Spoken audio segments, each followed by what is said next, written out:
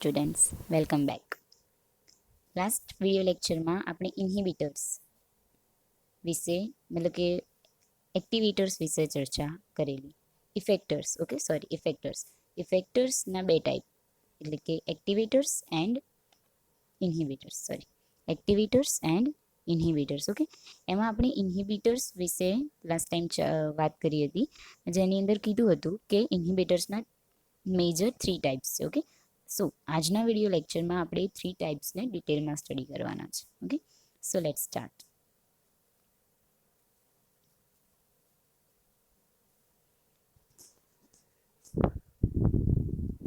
Competitive inhibitors. First type છે એનો competitive, second is uncompetitive and third one is mixed type of inhibitors. Okay, તો first જોઈએ આપણે competitive inhibitors. Okay, so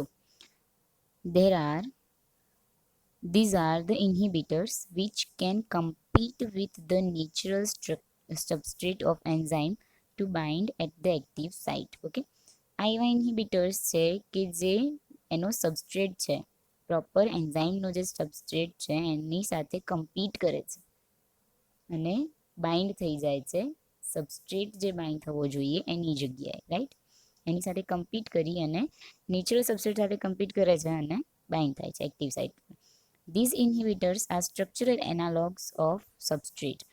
structural analogues means કે જે substrate સાથે એન્ઝાઇમને bind થવાનું છે એ સબસ્ટ્રેટ જેવું જ સ્ટ્રક્ચર જે ધરાવે છે એનો સ્ટ્રક્ચરલ એનાલોગ કહીશું. અને આ જે ઇન્હિબિટર્સ છે એ પણ એવા જ હોય છે.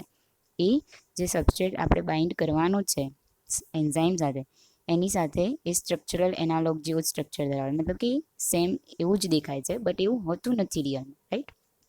સો the structural analogy allows the inhibitor to bind at an active site and allows formation of enzyme inhibitor complex. So આ જે સ્ટ્રક્ચરલ એનાલોજી છે એના કારણે મતલબ કે જે એન્ઝાઇમ છે એની સાથે આ જે સ્ટ્રક્ચરલ એનાલોજી એટલે કે જેવું એઝ ઇટ ઇઝ સ્ટ્રક્ચર કોના જેવું હશે, એના સબસ્ટ્રેટ જેવું જ સ્ટ્રક્ચર આ ઇન્હિબિટરનું હશે. એના કારણે અહીંયા ES કોમ્પ્લેક્સ ફોર્મેશન થવાની જગ્યાએ કયું ફોર્મેશન થઈ જાય છે? Enzyme inhibitor complex. Bind at active site and allows formation of enzyme inhibitor complex. Okay, ESની જગ્યાએ EI કોમ્પ્લેક્સ ફોર્મ થઈ જાય છે. Okay, this decreases the probability of the formation of ES complex. Okay, એના કારણે જે સબસ્ટ્રેટ બાઇન્ડ થવો જોઈતો હતો એ એન્ઝાઇમ સાથે થતો નથી અને એની જે પ્રોબેબિલિટી છે એ ડિક્રીઝ થઈ જાય છે. સો therefore the rate in increase of velocity of enzyme is decrease and that's why જે એનો રેટ છે V max અથવા તો V જે આપણે કહીએ વેલોસિટી, સબસ્ટ્રેટની એન્ઝાઇમ સાથે બાઇન્ડ થવાની જે વેલોસિટી છે એ ડિક્રીઝ થઈ જાય છે. Okay, how? તો તમે ફિગરમાં જોઈ શકો છો કે જે એન્ઝાઇમ છે એની સાથે બાઇન્ડ થવાવાળા બે સબસ્ટ્રેટ છે. બે મતલબ કે એક કોમ્પિટિટિવ ઇન્હિબિટર છે અને એક સબસ્ટ્રેટ છે. એમાં આ જે ઇન્હિબિટર અને સબસ્ટ્રેટ વચ્ચે કોમ્પિટિશન થાય છે, એટલા માટે આ જે આપણે ઇન્હિબિટર છે એને કોમ્પિટિટિવ ઇન્હિબિટર કહીએ છીએ. ઓકે, સો અહીંયા તમે જોઈ શકો છો કે બંનેની જે સ્ટ્રક્ચરલ એનાલોજી છે સેમ જેવી જ છે, થોડુંક જ ચેન્જ હશે બટ એ સેમ જ છે, રાઈટ? હવે જે સબસ્ટ્રેટને એન્ઝાઇમ સાથે બાઇન્ડ થવો જોઈતો હતો એની જગ્યાએ જે કોમ્પિટિટિવ ઇન્હિબિટર શું થઈ જાય છે? બાઇન્ડ થાય છે. એન્ઝાઇમ ઇન્હિબિટર કોમ્પ્લેક્સ બને છે એન્ડ સબસ્ટ્રેટ શું રહે છે? અનયુઝડ, એનો યુઝ જ થતો નથી.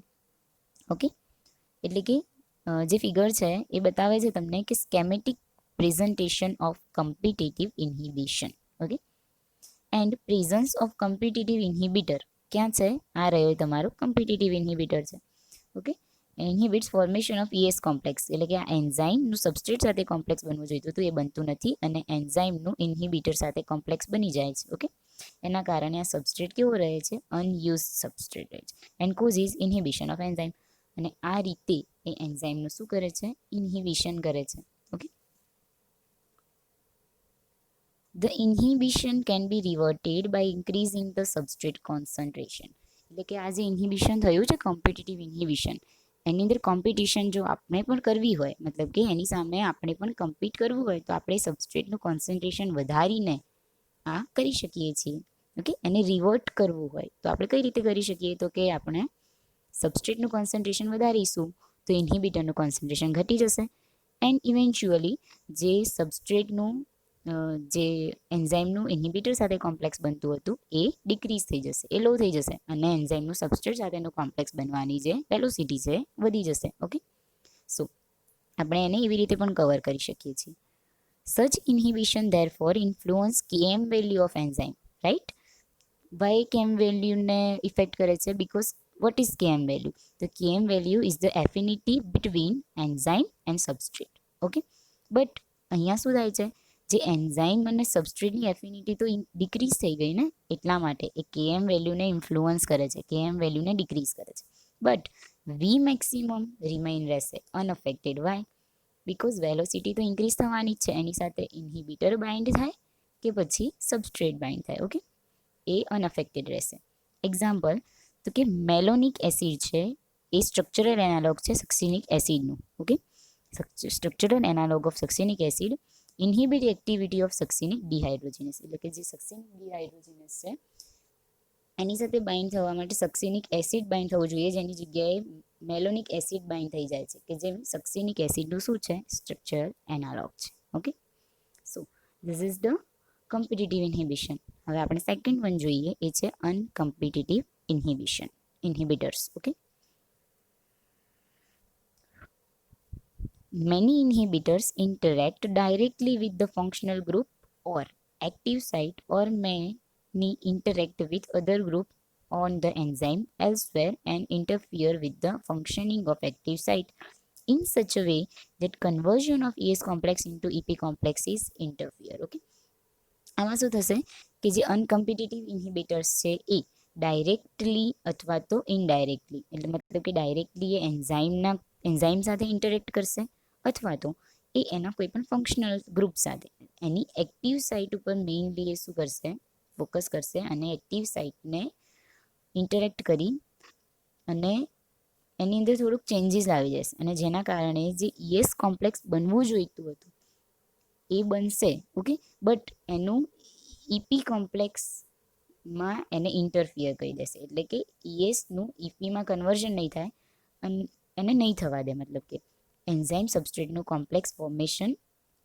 તો થશે, એના કોઈ ઇન્ટરફિયર નહીં થાય, બટ એન્ઝાઇમ સબસ્ટ્રેટનું કોમ્પ્લેક્સ જે બને છે એના પછી એની જે એન્ઝાઇમની પ્રોડક્ટ ફોર્મેશન કરવાની જે કરે છે એની અંદર એ ઇન્ટરફિયર કરશે. Okay, such inhibitors do not interfere with the ES complex formation, એટલે કે જે એન્ઝાઇમ સબસ્ટ્રેટ કોમ્પ્લેક્સનું જે ફોર્મેશન થવાનું છે એની અંદર એ કોઈ પણ પ્રકારનું ઇન્ટરફિયર કરતા નથી, but and still effect inhibition. Okay, અને તો પણ એ ઇન્હિબિશન કરે છે.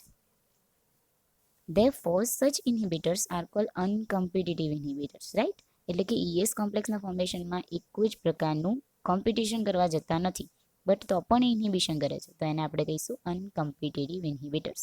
ઓકે, અને આના દ્વારા થતું જે ઇન્હિબિશન, એટલે કે and the inhibition is called uncompetitive inhibition. Okay, such inhibition allows change in Vmax without affecting Km value of enzyme. Okay, કેમ વેલ્યુ તો આમાં અફેક્ટ થવાની નથી. વાય? તો કે એન્ઝાઇમ અને એનો સબસ્ટ્રેટ એ તો બાઇન્ડ થવાના જ છે, એમની એફિનિટી તો ડિક્રીઝ થવાની નથી. Okay, the KM value without affecting KM value of enzyme, right, but decrease શું થશે, વી મેક્સિમમ, રાઈટ. કેમ? વી મેક્સિમમ એટલે કે વેલોસિટી જે છે એની ઇન્ક્રીઝ થઈ, ડિક્રીઝ, એને ચેન્જ કરી દેશે, એની વેલોસિટીમાં ચેન્જ લાવી દેશે, કે એમને કોઈ અફેક્ટ નહીં થાય. સો એક્ઝામ્પલ જોઈએ, beta મર્કેપ્ટોઇથેનોલ blocks enzyme by reacting with SH group at the active site. Okay, એટલે બીટા મર્કેપ્ટોઇથેનોલનું વર્ક શું છે, તો એ SH ગ્રુપ જે એક્ટિવ સાઇટ પર હોય એને બ્લોક કરી દે છે, અને મતલબ કે એન્ઝાઇમને એ રીતે રિએક્ટ થવા દેતો નથી, એને ઇન્હિબિટ કરે છે. ઓકે, થર્ડ વન જોઈએ, mixed type inhibition. Okay, when the inhibitor has ability to bring out inhibition which share both competitive and uncompetitive inhibition characters, the inhibition is called mixed type. Okay, એટલે કે જ્યારે ઇન્હિબિટર એ એમની પાસે બંને પ્રકારના ઇન્હિબિશનની જે ability હોય, મતલબ કે કમ્પિટિટિવ પણ એન્ડ અનકમ્પિટિટિવ પણ કેરેક્ટર ધરાવતું હોય, બંને કેરેક્ટર. સો તો એવું જે ઇન્હિબિશન છે એને આપણે કહીશું mixed type inhibition. Okay, so here both Km and V values are changed due to inhibition. અહીંયા તમારી જે V મેક્સિમમ વેલ્યુ છે એને પણ અફેક્ટ થશે અને Km એટલે કે એન્ઝાઇમ સબસ્ટ્રેટની જે એફિનિટી છે એને પણ અફેક્ટ થશે. એટલા માટે આપણે આને મિક્સ્ડ ટાઈપ ઇન્હિબિશન કહીએ છીએ. ઓકે, સો આ હતું તમારા જે ઇફેક્ટર્સ, ઇન્હિબિટર્સ. ઓકે, જે ઇન્હિબિશન એન્ઝાઇમની એક્ટિવિટીને ત્રણ પ્રકારે કમ્પિટિટિવ, અનકમ્પિટિટિવ એન્ડ મિક્સ થ્રુ એની જે એક્ટિવિટી છે એને ઇન્ફ્લુઅન્સ કરે છે, એટલે કે એને ડિક્રીઝ કરે છે અને સ્ટોપ કરી દેશે. ઓકે, સો આ હતું તમારું ઇન્હિબિટર્સના type. Okay, hope you like it. Thank you for watching.